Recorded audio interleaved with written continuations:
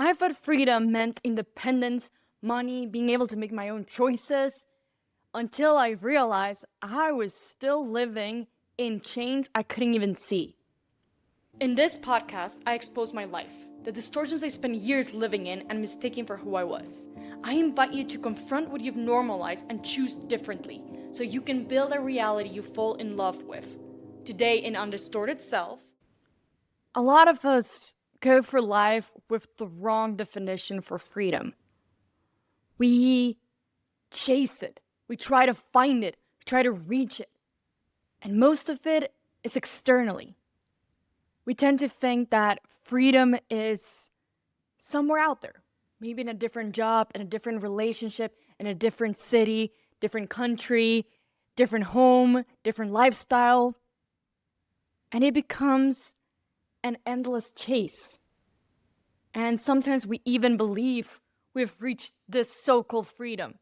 Even though something doesn't feel quite right, you still think, why do I feel trapped?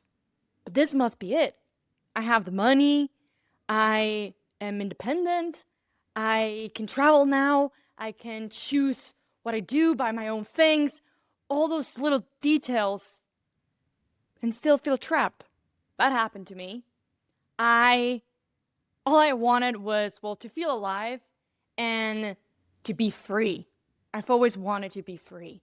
I didn't want to depend on anybody. I wanted to be able to pay for my things, make my own choices, create my own lifestyle.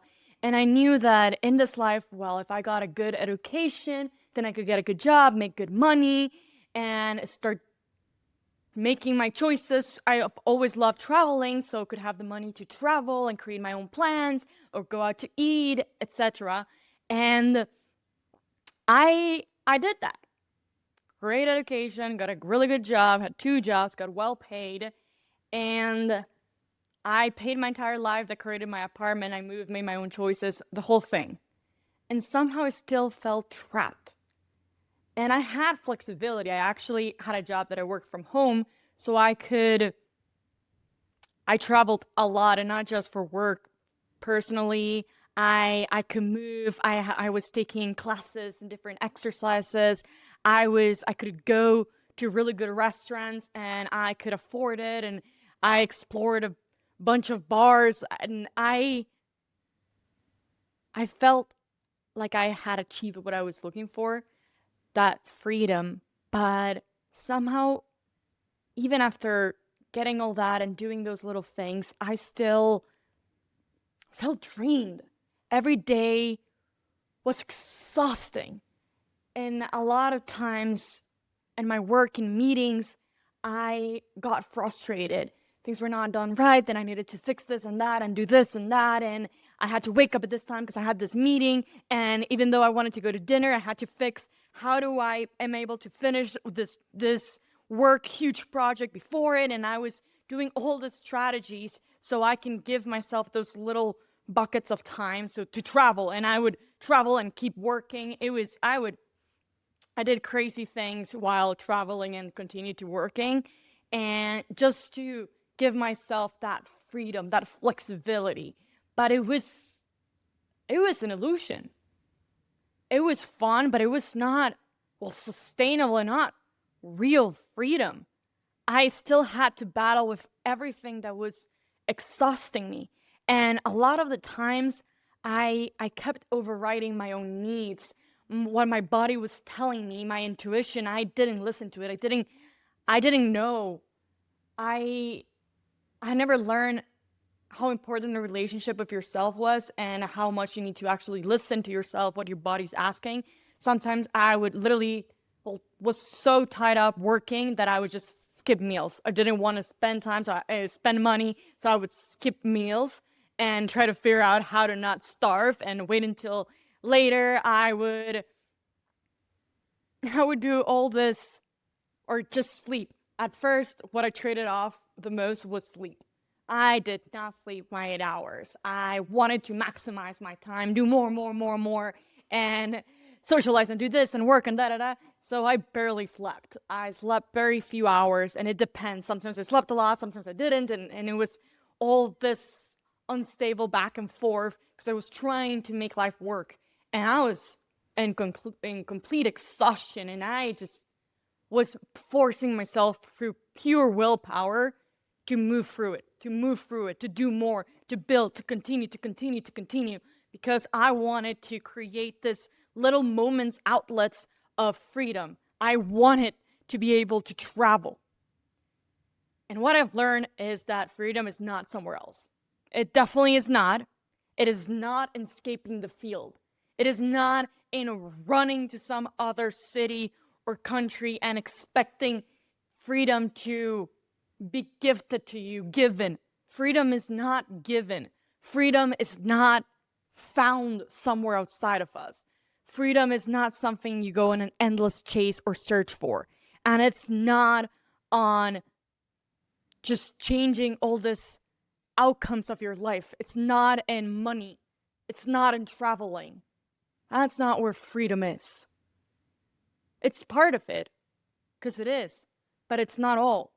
Because sometimes you can achieve the money, the travel, the time, and those details and still not feel free.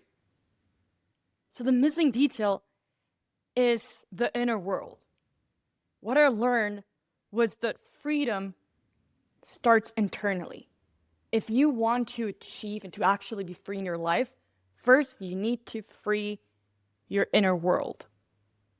Then you focus on the outer world. You cannot do it the other way around. You can do it the other way around, but it won't work. And then you'll have to free your inner self and change a lot of things in the outer world, because you realize that it's not working. It's not a puzzle that fits in. When I say creating this freedom for your inner world, I mean, we live by conditioning. There's too many beliefs, mindsets, rules that we live by that are literally our own internal cage. We're never gonna be free outside in our lives if we don't see the cage for what it is. See the internal cage we're living in. See all the bars that are surrounding that cage, what each bar is made of, how it is set up, so we can actually walk away from it. And it is definitely possible, but we need to see it. And it's not when you're just chasing something new or creating those little spaces of joy, it's like decorating the cage. So we all live in cages of our own making. And when I say own making, I do not mean we consciously create a cage for us. Not necessarily. A lot of times we're just born pretty much into it, and we get ourselves more locked into the cage, and we stop seeing the cage for what it is. We don't know that we're not aware that we are literally in a cage. We're not aware of the bars. We're not aware that there's a door. We're not aware of the chains we're tied to. We're not aware of it. None of it. And decorating or dancing in your cage and having those moments of travel or hobbies that make you feel alive are not sustainable freedom. It's not me going in and decorating and painting my cage. It's not going to take me out of the cage. I'm still going to be there. I was so used to forcing outcomes.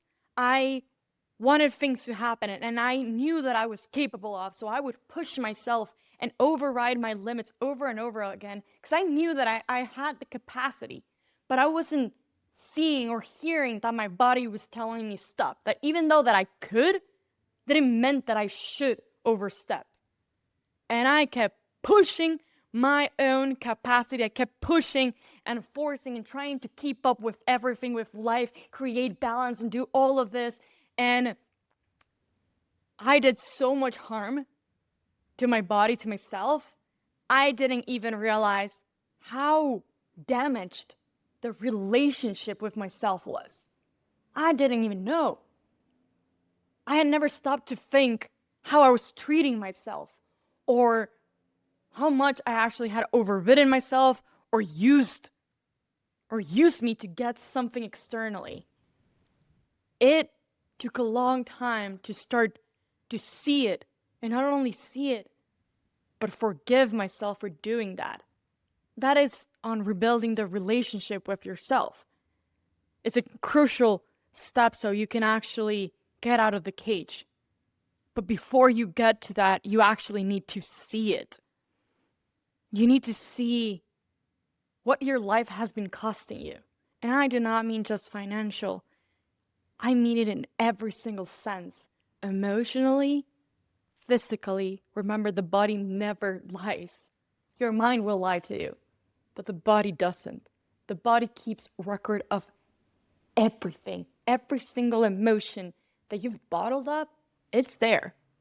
Yeah, it can turn into diseases or many, many, many different things. Start listening. Your body has always been speaking to you. And if you're so used to overriding it, your body doesn't trust you. So you'll have to rebuild that trust. But it all starts by listening, by asking yourself the right questions, by sitting with yourself and not judging it, not judging anything.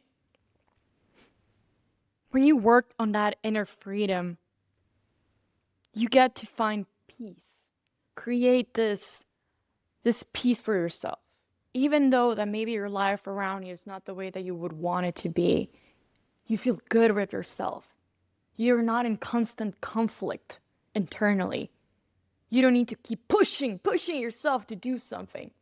You actually talk to yourself. Your different parts of you trust you. You work together. You're rested, you're processing, you go at your own time frame. And you feel good in your own body. And once you've created that inner freedom and you're good in your body, you're good in your skin, you're good with yourself and you're working together, it's not something that is going to magically stay that way forever. No. It's like any relationship with any person. You have to keep putting effort, keep listening to yourself, keep giving the room to speak, to do, to rest, etc. You keep working on it. And you'll do it for the rest of your life so you can maintain that relationship and maintain that peace within yourself. Once you do that, then you can start figuring out how the outside can reflect back what you've created internally. How can it mirror you? How can you achieve the freedom you achieved internally outside? And yes, money does play a role because money gives you flexibility. It lets you create the environment in which that makes you feel safe, that makes you feel happy. And it doesn't mean all the money in the world. No. It's just creating what you need. And what you need is different than what I need and what everybody needs. It's what makes you feel comfortable and safe and excited for your life. And money can help you create that. But it doesn't mean go and hit yourself, push yourself to do it and find that. No. It's how do you find it while staying with yourself, while not betraying yourself, while not overriding yourself. How do you create that? That outer freedom, that flexibility doesn't have to be eccentric.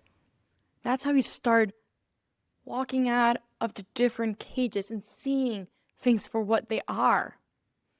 Basically, freedom is learning how to stop mistaking distortion for reality and rebuilding differently into what is the real reality. Meaning, stop, mistaking the money and all this external as if those are the reality and those are going to give you freedom. No. Build differently within the actual life. Build different without ever overriding yourself. I've been on this journey for freedom for a while now. And after I got that inner peace and I worked with myself and I work with myself every single day, and sometimes it's exhausting. Sometimes your body is so drained and it doesn't want to do anything, but your mind wants to. And I've learned to stop pushing myself, to say, okay, not today. Today I cannot push that hard. Today I need to take it slower. we can get into a middle ground. I don't override my body and I still do something. Or what else can I do? And it's a hard thing to do because sadly that's not what we learn in life, mostly outside of us. We don't learn that relationship and listening to ourselves or anything. And so it almost at the beginning feels counterintuitive, but it is definitely achievable. And then life, you don't need eccentric things. Life starts, you can start creating that actual freedom from it. So I'm going to leave you with a question. What in your life did you think would give you freedom, but still leaves you feeling drained, stuck, or trapped?